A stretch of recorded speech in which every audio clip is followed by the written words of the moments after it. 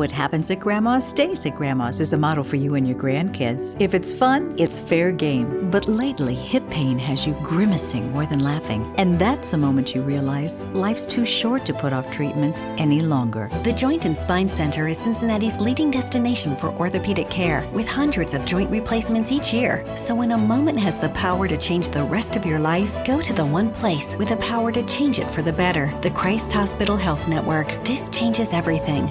The Pound This Podcast is brought to you by the Christ Hospital Health Network. This is the Pound This Podcast, episode 762, all about your pelvic floor with Dr. Alex Wessels. I want to lose weight, but I don't know how to get started. What should I meal prep every week? How do I get those sweet booty gains? Inspiration for your healthy lifestyle. The Pound This Podcast with Amanda Valentine.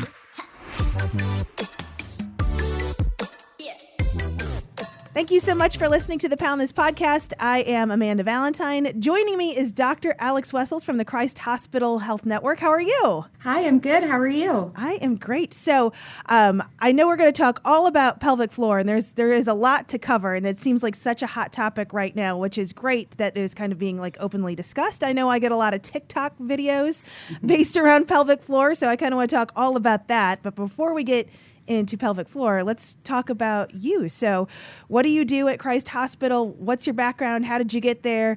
What's your favorite food? Sure. So I'm Alex Wessels.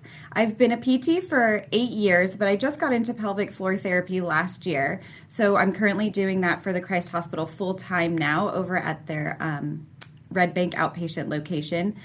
So I see like 98% pelvic floor patients, maybe a little bit of orthopedics mixed in there. I got into pelvic floor therapy after the birth of my daughter 2.5 years ago. My body was a mess and I was having all kinds of issues, pain with sex. I was leaking all the time. My abdominals were so weak, and I was kind of disappointed with the guidance that I got from my doctors postpartum. They were wonderful during my pregnancy, helped to make sure I was healthy, and so was my baby during delivery. But afterwards, I just felt like at that 6-week visit, they were like, okay, you're good to go. And I was like, wait, I don't feel good to go, though. And I thought there were so many, I felt a little bit broken mentally and physically. So being a PT, though, I knew that there was an avenue for me to kind of learn a little bit more about this area. We have to get specialized training in it, so it's not something that we're really competent in by the time we graduate from PT school. So then I started to pursue some of the courses through the American Physical Therapy Association. So in the last year, I've been taking courses in pelvic floor and pregnancy physical therapy, just to gain as much knowledge as possible for myself, and now to help as many women as I can in my practice. That's awesome. So I definitely want to get into, I think pelvic floor therapy benefits not just people who have gone through childbirth, but from my understanding, I've been told in the past that pretty much any woman that has gone through childbirth needs some sort of pelvic floor therapy afterwards. Yeah, so pregnancy is pretty challenging on our bodies, and it's wonderful and amazing what our bodies can do as women. And there is a natural, period where we kind of recover and naturally heal on our own. But sometimes, depending on how your pregnancy went or how your delivery was, there can be some extra injuries and stresses to our body. And I think it's good for everybody to at least consider a screening by a pelvic floor PT after you have a child, just to help give you some guidance and direction in how to kind of get back to all the things that you want to do and feel your best. Because a lot of the things that come with pregnancy and postpartum in terms of pelvic floor issues, while they're common, they're definitely not something that you have to just kind of live with. There are lots of things that we can do. And it is kind of like running a marathon. Pregnancy and then delivery is pretty strenuous, no matter if you have a C-section or if you deliver vaginally. So lots of changes that your body is undergoing, and lots of things that we can do to help you feel your best afterwards and speed up and maximize your recovery. So before we get into some of the actual, therapy of pelvic floor, I want to take it backwards and be like, first, what is the pelvic floor? Like, what are we even talking about here? That's a great question. So the pelvic floor is a group of muscles and tendons that sit right at the base of your pelvis. So they run front to back from, if you kind of think about where your pubic bone is, all the way back to your tailbone, and then each side at the sit bones, which are those bony parts that you feel when you sit up nice and tall. And so those muscles, there's 3 different layers, and they act as a support there for your internal organs, for your rectum, your bladder, and your uterus. And they also control the openings of the urethra, the anus, and the vagina. So they control things like peeing, pooping. They're involved in sexual function and sexual arousal. They obviously help to support your growing uterus when you have when you're having a baby, and are obviously involved in vaginal delivery. And they also just help to support the bones of the pelvis, which make up the base of your spine, along with your hip muscles, your glutes, and your abdominals, and so give you a lot of postural support and stability as well. So really important muscles. They're small, but they are involved in pretty much everything that we do. So it makes sense that those are stressed and go through some changes through childbirth. But what about for women like me? I've gone through physical therapy before with some pelvic floor exercises involved, and I haven't had kids. So kind of what causes dysfunction in pelvic floor outside of just being pregnant? Yeah, so a lot of things, because of those muscles and what they do and where they lie, kind of at the bottom there, our natural habits, postures, the way we carry ourselves over time, strenuous exercise, stress, and anxiety. Those pelvic floor muscles are under a lot of control from our nervous system and can hold a lot of tension there without us even realizing it. And just some, the way body mechanics and the way that we move over time can cause some stress on the pelvic floor, either weakness, or it can also cause the pelvic floor sometimes to get a little more tense. So, the pelvic floor doesn't just get weak. There's also the tendency for the pelvic floor to get a little bit stressed and overactive, and that can also cause a lot of dysfunction as well. So what are some of the signs and symptoms that you're having dysfunction, that something is not acting correctly as it should? Sure. So the common things, like if there's weakness in the pelvic floor, we can see urinary incontinence, we can see incontinence of stool or gas. We can also we can see prolapse. So if you feel any like heaviness or pressure, or like something's kind of falling out of you, that can also be a sign of some weakness there. And then on the other side, if there's issues with tension or overactivity of the muscles, a lot of times that manifests as pelvic pain with sex, which we see a lot and is not normal, or just back pain, hip pain, groin pain, abdominal pain, all those kinds of orthopedic issues that seem maybe a little more to come from other areas could be arising from the pelvic floor. Yeah, that was surprising for me when I went to physical therapy, and this was a few years ago, for some sciatic pain, so hip pain, and then it turned into pelvic floor, which turned into exercises with a vibrator, not for pleasure. And I was like, oh, this was not the the exercises I thought that I was going to be getting into, because it was that things are too tight and things are pulling on things in the wrong way, and we need to relax certain areas of that. So how much of that is in your work, and are you prescribing some similar sort of exercises for that? Yeah, absolutely. And I'd say it's probably 50-50. I think a lot of people think of pelvic floor therapy in terms of like weakness and, oh, I'm peeing my pants. But I am seeing a huge population of women who have so many pain issues arising from the pelvic floor. A lot of people with pain with sex. So, Kegels are great, but they're not necessarily for everybody because of the different ways that the issues in the pelvic floor can manifest. So sometimes if you have issues with pain, you need to be doing the opposite of Kegels, really, and working on relaxing, decreasing your tension and your stress throughout your body, using things like Therawand or dilators to help those muscles kind of relax and decrease their sensitivity and their tension there. So I'd say probably 50% of what I do is pain, and the other 50% is probably weakness and incontinence and things like that. So it's pretty common.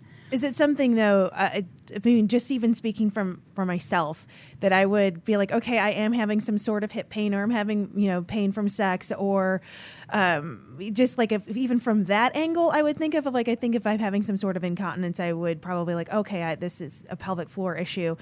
Would I directly make an appointment with you? Because that feels like something I'm not sure if I want to go to like my primary care for. That feels like I don't know if this dude, nothing against him, he's great, but like, I don't know if I really want to like go into that area with a primary care. Can I just go to you because, you're a woman and you specialize in this, and this makes me feel more comfortable to have this conversation?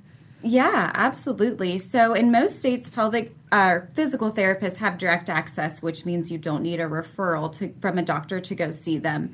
Where I work right now, we accept insurance, so it does work best if you do have a referral, at least from an OB or some sort of primary care doctor, even a nurse practitioner or PA.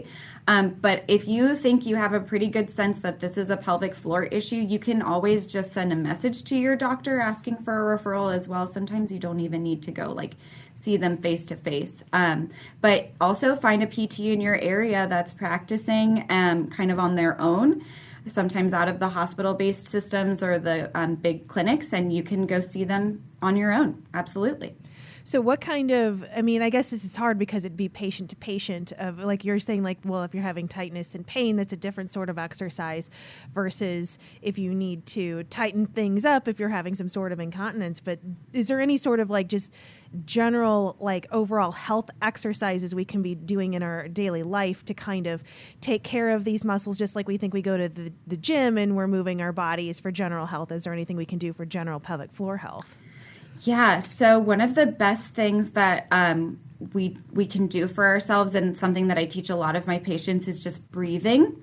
So a lot of times we tend to either hold our breath or we're kind of bracing our abdominal muscles. As women, we like to kind of hold our bellies in a little bit tighter just because that's sort of what society tells us looks better. So a lot of tightness in our abdominals can actually put a lot of pressure down on our pelvic floor. So just, throughout the day, just kind of feeling if you're holding any tension there and just relaxing a little bit there through your midsection can really have a lot of benefits on just relieving some of the pressure on the pelvic floor. And then making sure you're paying attention to how you're breathing. So we teach belly breathing or diaphragmatic breathing to a lot of people. And the diaphragm and the pelvic floor are kind of mirror images of each other, and they work together. So anytime you take a breath in, both the diaphragm and the pelvic floor lower and drop a little bit, and then when you exhale, they both kind of rise and contract.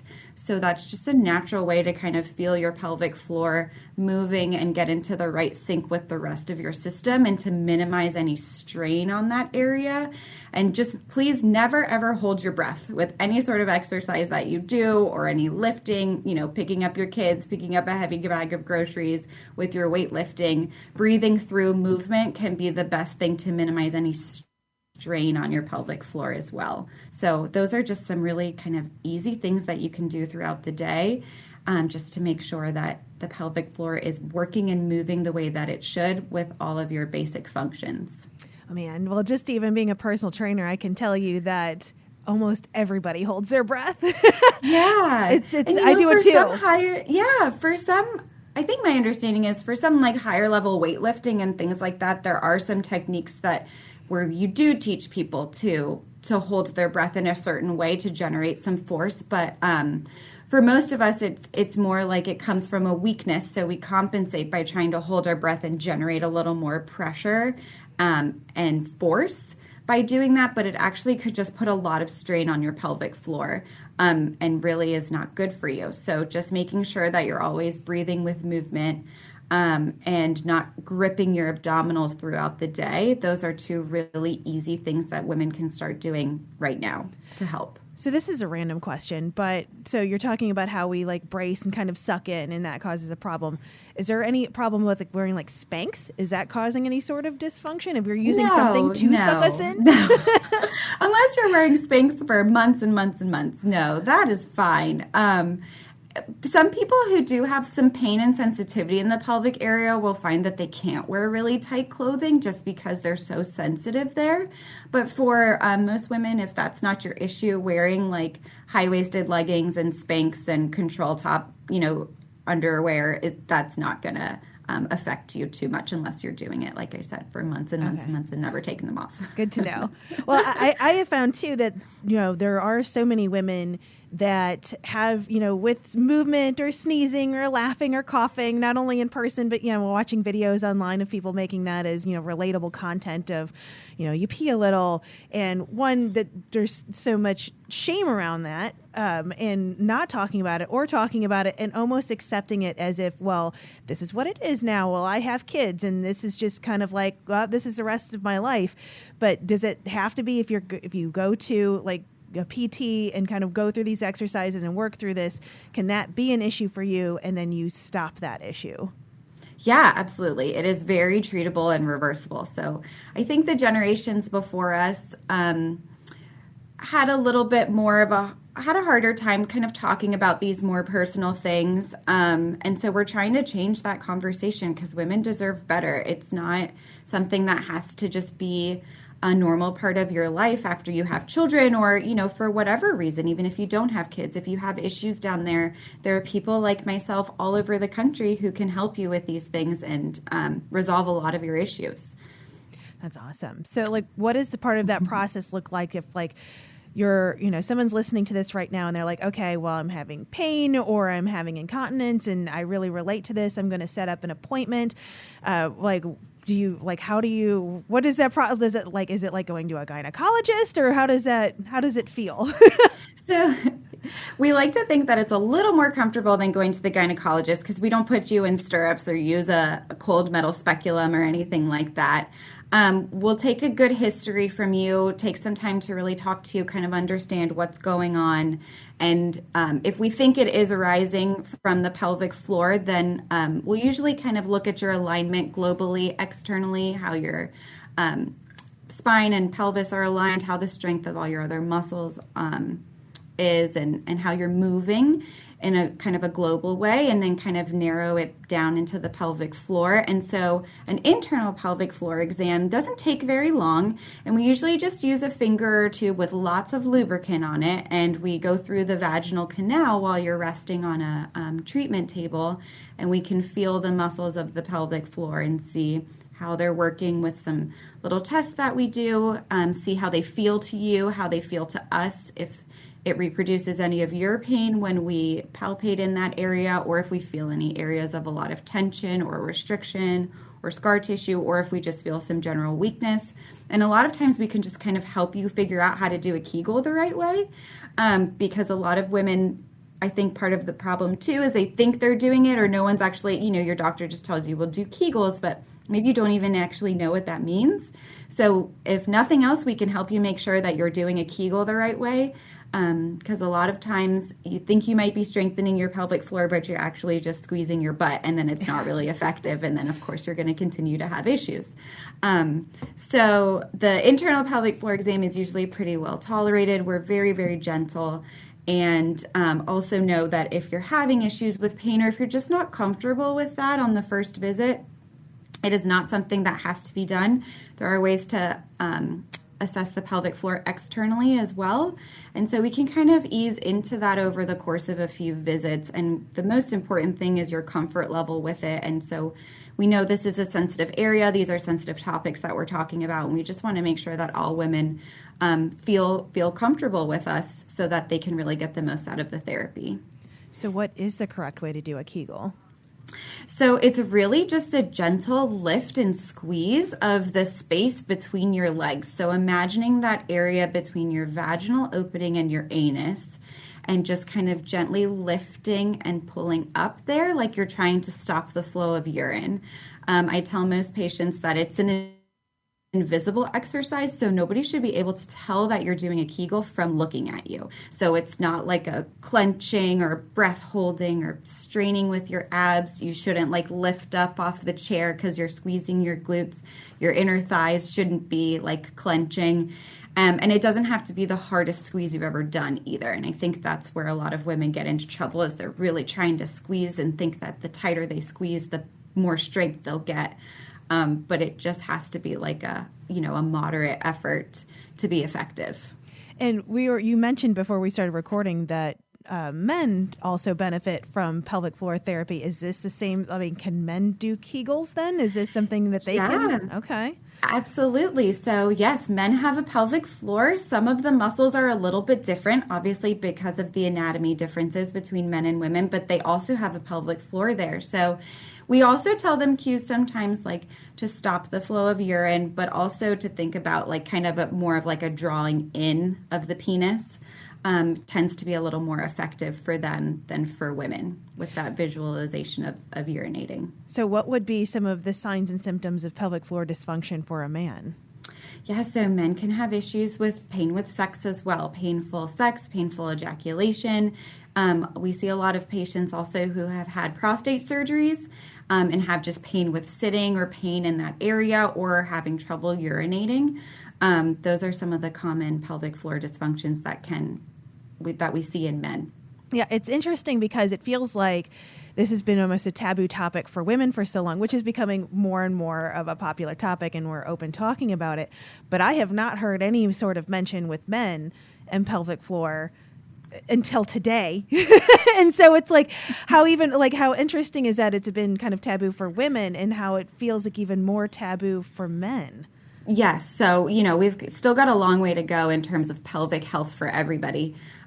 So ladies, tell your husbands that if they're having any issues like this, that they can talk to their doctors as well, or they can seek out some physical therapy. And there's people like us that can help them with those issues as well. And pooping, everybody poops, and a lot of issues with defecation, with constipation, with, not being able to hold in your poop or your gas also could be issues from the pelvic floor. So that's the same for men and women. So if you're having issues with that as well, it doesn't just have to be urinary leakage, but a lot of people could benefit from physical therapy for bowel issues as well.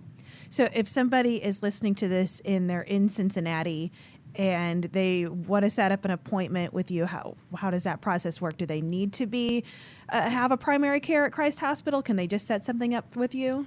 You do not need to have a primary care doctor through Christ, just a referral from any sort of, like I said, an OB, a PCP, a midwife, PA, a nurse practitioner. We can get all of that. Everything's pretty easily accessible now with electronic medical record systems. So just a referral from your doctor or another healthcare practitioner, and you can call us and set up an appointment and we can get started. Oh, that's awesome. Well, I think it's amazing, what you're doing and helping so many people through this process. And it's awesome that it's like it came from a place of you felt this dysfunction and how do I learn this for myself, and now how do I teach it to other people? And I just feel like as a patient, that brings a level of comfortability for me of like, oh, well, you've experienced this too. Like, what this feels like. You've lived through this. You figured this out, and now you can help me figure that out. And that you have to feel that with your patients, I would imagine. Yeah, it definitely helps. I really sympathize and empathize with all women who come to see me, because it's not, our bodies are really complex, and we are under a lot of stress as women just in general, and we're so powerful and amazing. And I feel for everybody who has issues or doesn't feel comfortable with their bodies or is in a lot of pain. So I've been where you guys have been, and I hope you feel comfortable with me or with any pelvic floor PT that you go to see too. And I've also literally been on the other side, because when we go and get our specialized training, we have to have pelvic floor exams done on us by other therapists. So I know what that internal pelvic exam feels like, and how nerve-wracking it can be, or how anxious we can feel about it sometimes. Definitely. So is doing the breathing exercises something that you incorporate into your daily life now? Absolutely. I try to do just some, a few minutes every day of some good diaphragmatic breathing, or when I'm feeling a little extra tense or stressed out, I try to use that. It can really help with just kind of calming down your nervous system, helping with stress and anxiety, and also just, tension throughout the system. And I try to do my Kegels when I'm doing them with my patients too, just to get those in throughout the day as well, to keep things healthy and strong down there. So I'm trying to practice what I preach, definitely. That's awesome. Well, Dr. Alex Wessels, this was an amazing conversation and incredibly helpful. And thank you so much for your time. Thank you for having me. AmandaValentineBites.com